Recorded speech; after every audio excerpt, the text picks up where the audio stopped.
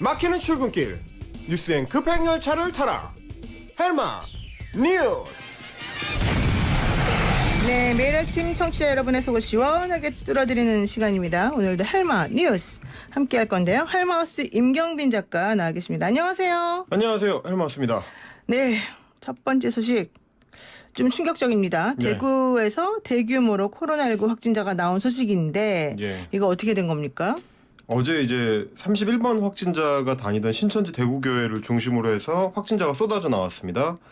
사실 싱가포르 같은 나라들에서도 보면 이제 교회같이 많은 사람들이 한꺼번에 몰리는 이제 종교 행사, 여기가 이제 전파의 진원지가 되는 경우가 많았는데 네. 결국 우리한테서도 이제 이게 현실화가 된 겁니다. 확진자가 그렇죠. 15명이 이 교회에서 나오면서 신천지 대구교회가 이제 신종 코로나 확산의 어떤 슈퍼 진원지가 된 거다. 네네. 이런 얘기가 나오고요.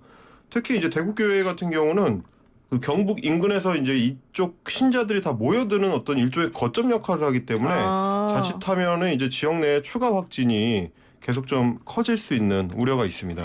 지금 이 신천지 교회 그 예배 형식이 조금 독특해서 오히려 전파 위험이 높아졌다. 네. 이런 얘기 나오던데 왜 어떻게 예배를 보길래 이런 얘기가 나와요? 보통 이제 일반적인 교회는 이제 의자에 앉아서 좀 떨어져 앉을 수 있는, 앞뒤로 특히 이제 네. 좀 떨어져 앉을 수 있는 구조인데 신천지 교회 같은 경우는 이제 신발을 벗고 들어가서 바닥에 이제 앉아서 이제 예배를 드리는 방식이라고 해요. 그래서 바닥에 이제 오밀조밀 모여 앉다 보니까 다른 종교 시설들보다는 이제 신자들 사이에 이제 간격이 좀 더 밀착하게 되는 거고, 그렇군요. 이렇게 되면은 감염도가 상대적으로 좀 높아질 수밖에 없습니다.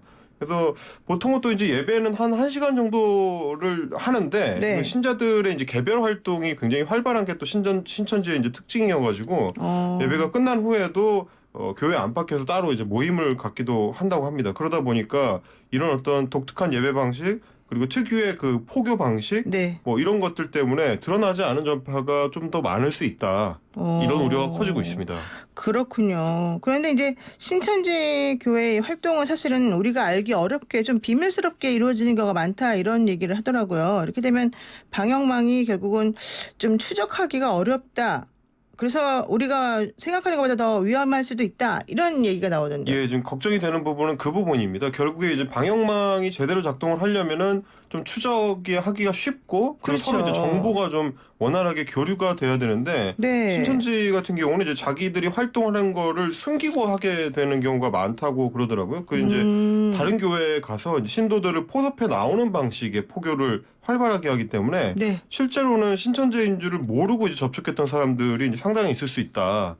게다가 이제 어제 같은 경우는 텔레그램 단체방 등을 통해 가지고 거짓 대응을 지시하는 정황이 이제 드러나면서 이런 걱정이 더 커지고 있습니다. 어제 오후에 이제 대처 방향이라는 이제 제목의 공지 형태의 글이 그 신천지 신도들이 단체로 모여 있는 텔레그램 방에 올라왔는데 네. 내용 보니까 뭐 그날 전파가 발생한 그날 그 예배에 안 갔다라고 하거나 아니면 다른 곳에서 예배를 드렸다라고 어디 가서 얘기를 해라. 거짓말을 하라는 거예요? 그렇죠. 거짓말을 하라고 이제 지시하는 내용이 들어있었던 건데, 네. 물론 이제 신천지 측에서는 뭐 일부 사람들이 개인적으로 한 거다, 우리가 공식적으로 그런 걸 한 적은 없다라고 이야기를 하긴 했습니다만은, 이런 식으로 좀 비밀주의, 그리고 좀 드러내지 않으려고 하는 거, 이게 결국은 거짓 대응 지시로까지 이어진 거 아니냐, 이제 이런 우려가 나오는 거고요. 네. 이렇게 이제 행보를 숨기고 접촉자를 정확하게 드러내지 않게 되면 조기 진단이나 조기 치료를 어렵게 해서 더 문제를 키울 수가 있다. 이게 좀 걱정이 되는 지점입니다. 어쨌든 뭐 텔레그램 단체방에서 이런 식으로 뭐 거짓 대응을 하라고 지시했는지 안 했는지 예. 정확히 모르니까 네. 우리가 함부로 말할 수는 없습니다만은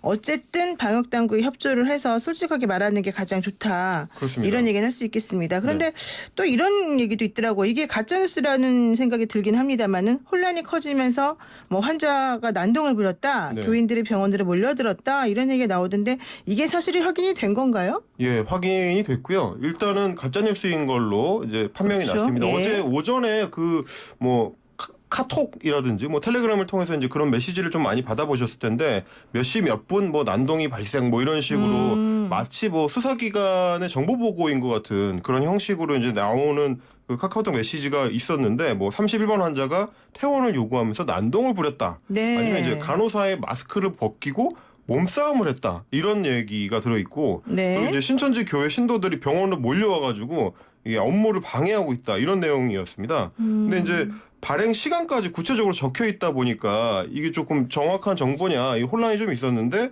대구 의료원이나 이제 대구지방경찰청 등에 이제 확인을 해보니까 그런 일 없었다고 네. 하고요. 어제 정은경 질병관리본부장도 사실 무근이라고 하긴 했습니다. 다만 이제 대구의료원 같은 경우에 접촉자 2명이 답답하다, 집에 가겠다, 이제 이러는 바람에 네. 중간에 이제 경찰에 도움을 요청한 사실은 확인이 됐습니다. 근데 그게 뭐 난동이나 이런 건 아니었고 경찰이 이제 통화를 해가지고 그 사람들하고 통화를 해서 진정시켜서 여전히 이제 격리 상태다. 이거는 이제 정리가 됐습니다.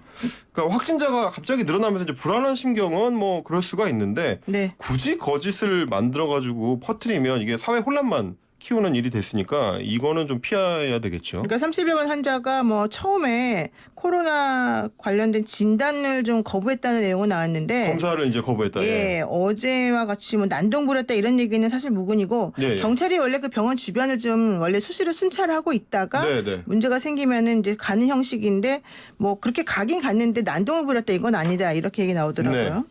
좋습니다. 자, 두 번째 소식은 뭘까요?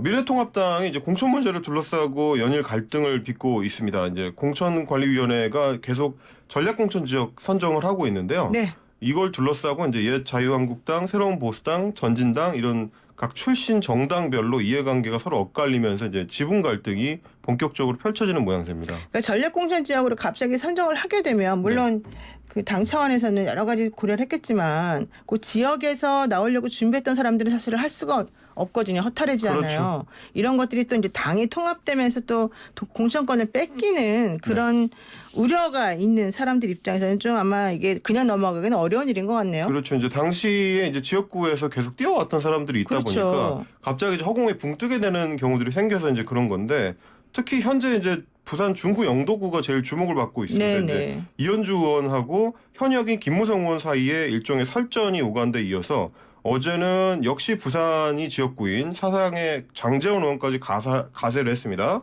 페이스북에 이런 얘기를 올렸는데 이현주 의원한테 경고망동을 삼가기 바란다. 네. 그러면서 이현주 바람에 기댈 부산의 예비 후보는 한 명도 없다.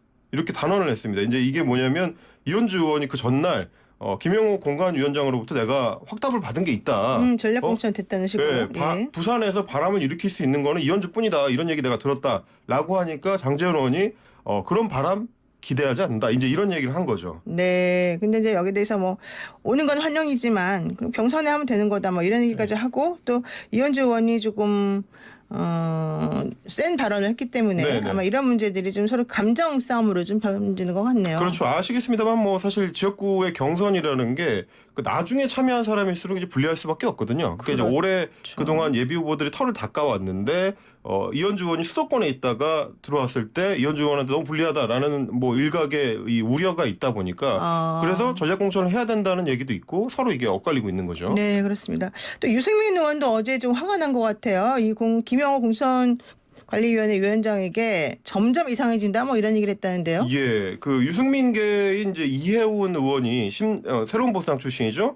이게 이제 공천에서 배제돼서 컷오프 될 거다 이런 소문이 돌자 공천위원들한테 이제 직접 문자를 보낸 겁니다. 이제 이거 형평성에 어긋난다. 이현주는 전략 공천하고 이해운은 자르냐. 이제 이게 맞느냐 이런 이제 비판을 했다는 건데 게다가 이해운 의원한테 개인적으로 보낸 메시지 내용 중에는 김영호 갈수록 이상해지네라는 내용이 들어있었습니다. 그래서 이게 새로운 보수당 출신들이 홀대를 받는 모양새가 되면은 결국에는 통합 명분이 악화가 되면서 갈등이 더 커질 가능성이 좀 엿보이는 거죠. 네, 그렇습니다. 우리 박지원 의원도 우리 방송 나오셔가지고 공천이 결국 문제다 이런 얘기 했는데 정말 공천이 문제인 것 같네요. 자, 세 번째 소식은 뭡니까? 자, 이게 뭐 총선과 관련이 있을까 싶지만 사실 매우 관련이 높은 소식 하나 가져왔습니다. 그 포털 사이트의 실시간 검색어에 관련된 얘기인데요. 국내 최대 포털인 네이버가 4.15 총선 기간 동안에는 이 실시간 검색어 서비스를 일시 중단하기로 결정을 했고요. 2위 포털인 다음은 실시간 검색어 서비스 자체를 아예 이번에 완전히 폐지하기로 했습니다. 네, 사실 검색어 올라가면 좀 신기하기도 하고 재밌기도 하지만 네. 또 그것 때문에 문제가 되는 경우도 있으니까 그러네요. 진행자도 그런데 혹시 그 실시간 검색어 올라가신 적이 네, 있으신가요? 저도 좀 많이 갔습니다. 네.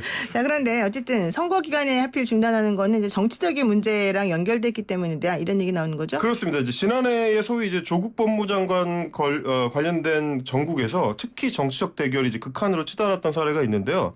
몇 분 단위로 조국 힘내세요라는 이제 실시간 검색어 1위를 하다가 좀 있다가는 또 조국 사퇴하세요. 이게 네. 이제 번갈아서 왔다 갔다 한 경우가 있었습니다.